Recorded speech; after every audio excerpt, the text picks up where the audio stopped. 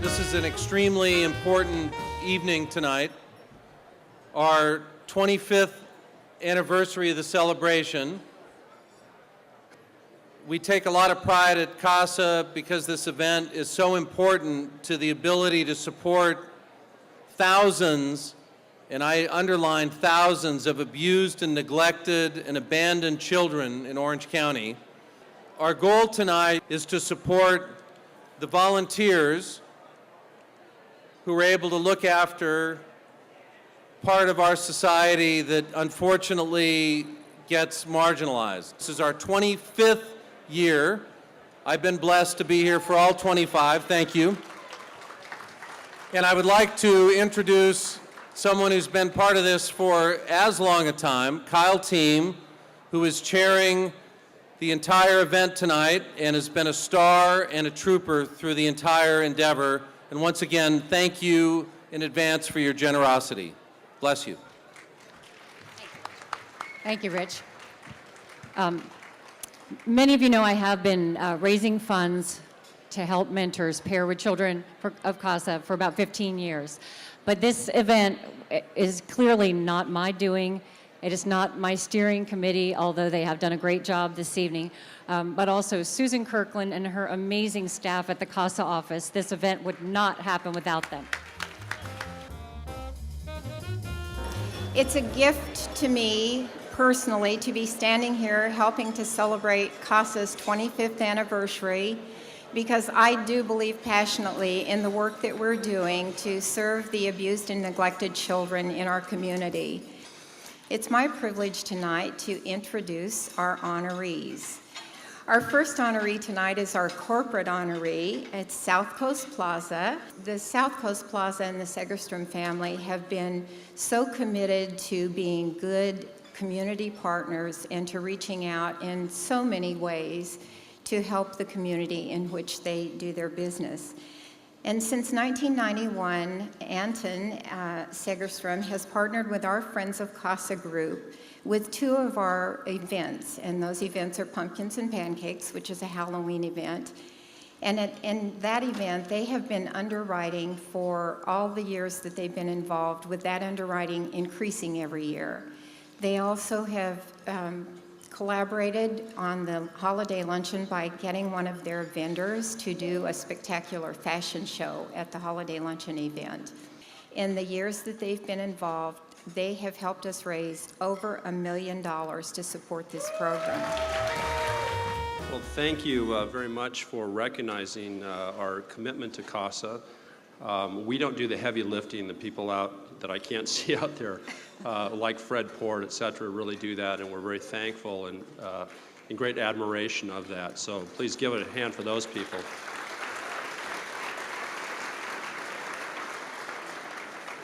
Two of the heavy lifters in our organization are here tonight. Gail Ossipoff, that helps us coordinate Pumpkins and Pancakes, and Catherine Glassmeyer, who helps us with our fashion shows. So our thanks to them, and thank you very much. Our next honoree tonight is someone who most of you know, and that honoree is Fred Port. I'm going to talk about Fred using the 4 P's for Port. And the first P that I'm going to use for Fred is passionate, because as all of you know, he has supported this organization for so long, and he's not just passionate about CASA, but he's passionate about a number of really important causes that he's involved in. My second P is for powerful, and that's because Fred has been a powerful force in raising money for this organization. And that gives more children a chance at hope and a better outcome through their relationship with a CASA volunteer. My third P for Fred is persuasive. Is anyone surprised by that word? I'd be willing to bet at least 2/3 of you in this room have been on the receiving end of Fred's persuasiveness.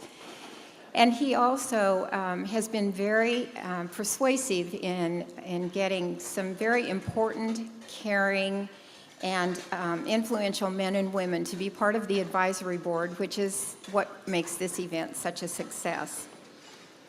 So my final P, although I know we could all think of a lot of other P words, my final P tonight is philanthropic. And Fred not only does all that he does in terms of his time and his energy, but he also gives his personal resources to the things to which his heart speaks. And so please join me in welcoming Fred.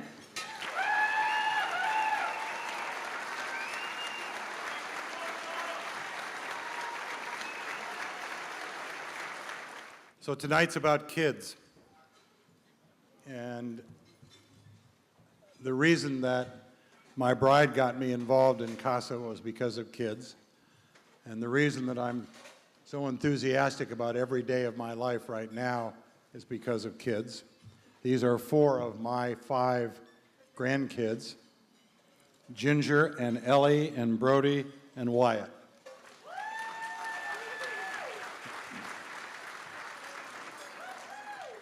And we were talking earlier about what is CASA really all about, and Linda and I take great joy in being with our grandkids in every conceivable setting. And when we grew up, somebody wanted to be with us in every conceivable setting. And so my hope is that through CASA, that every child will have an opportunity for somebody to care enough to be with them. So thank you. None of this is about me. It's about a cast of people who have given for so much, given so long, and given so much. I would like to recognize 2 of them because they are the sort of center of the world when it comes to making CASA happen.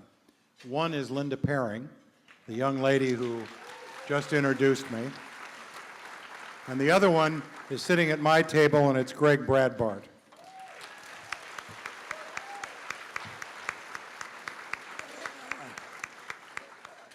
Linda and Greg, probably together over the last 10 years, have built this organization from helping less than 300 kids to helping almost 900 kids. We're on our way to 1,500, I hope. And at the end of the day, it is all about on-the-ground leadership. We've been blessed with 2 of the greatest leaders in community work that I've ever met in my life. So I thank you, I thank Greg, and to all of you for being here tonight. Have a great evening. The next 2 people that you're going to meet are really the embodiment of our mission. Nancy Green has been a CASA for 10 years, and in that time has served 10 children. She's been a fierce advocate for her kids in terms of advocating for them with education, with their placements, with their mental health services, to be sure that all their needs are met. As a mentor, Nancy's had a smiling face and a gentle presence and a warm comfort. The little girl that she's working with now drew a picture of Nancy, and in the picture, Nancy had wings. And the little girl told her it's because Nancy is her angel. So need I say any more about the impact that this volunteer has made in the lives of the children she's served? Nancy, will you please come forward? And I would love to first thank you all, because we couldn't do what we do without doing what you do. And I would love to tell you just one quick story about a CASA child I had.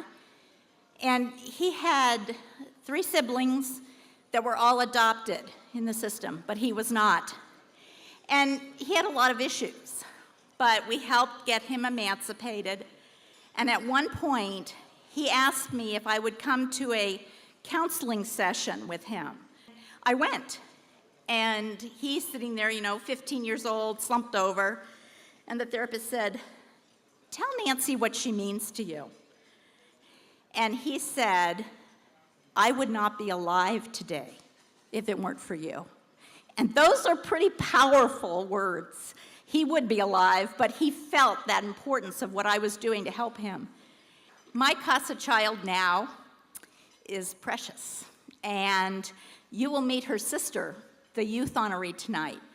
But we've been together for 6 years, and we've been through 28 placements, and we've been through she's never completed 1 year of school in one school. It's been a very, very troubling time for her. And the other day we were in the car and she said, Nancy, I have a question, which always kind of scares me, but I said, you can tell me anything, ask me anything. She said, am I going to have a happy ending? And all I want you to know is with the work you're doing and the work CASA is doing, I think she is going to have a happy ending. Thank you so much. Thank you. I feel so honored to be here tonight. I want to thank CASA and Nancy and just all my loved ones for being here, because I truly wouldn't be where I am today without their support. So thank you. If each of you think about one moment today, just one moment today that you interacted with a child or your child. You had a birthday party, you put your hand on their shoulder, you answered a question. You did that without thinking about it, simply did it. The kid didn't think anything of the fact that you had done it because it was their expectation that it would happen. And what you have to imagine for our children, for the CASA children, they don't have the expectation. There isn't going to be anybody putting their arm on that kid's shoulder. One of our CASA kids had his first birthday at the age of 6. All of us are blessed. We're blessed with resources, but what we're also blessed with is that for the great majority of us, there was always a hand there. There was always someone who said, I'll help out. I'll respond to your question. I'll try and help you find the answer. For the CASA kids who are at the bottom of the ladder in terms of opportunity, there isn't anybody. The state is mom and dad, and they do the best job that they can. The CASA volunteer changes the equation. The CASA volunteer takes that child, and all of a sudden the child has a place to go. The child has someone to count on. So please give it some serious thought, and I hope you will consider helping us. Thanks. I've been doing this for 25 years. A lot of you have had to endure 25 years of this act. I really, really do, and Linda does appreciate your putting up with our fervor and our passion. And I guess lastly what I would say is thanks to CASA. A thank you from me, because there has never been a day, my worst day with C.A.S.A, who was our most complicated of our 4 CASA kids, the worst day I ever had with him, as awful as it was, I was better off having had that day than not.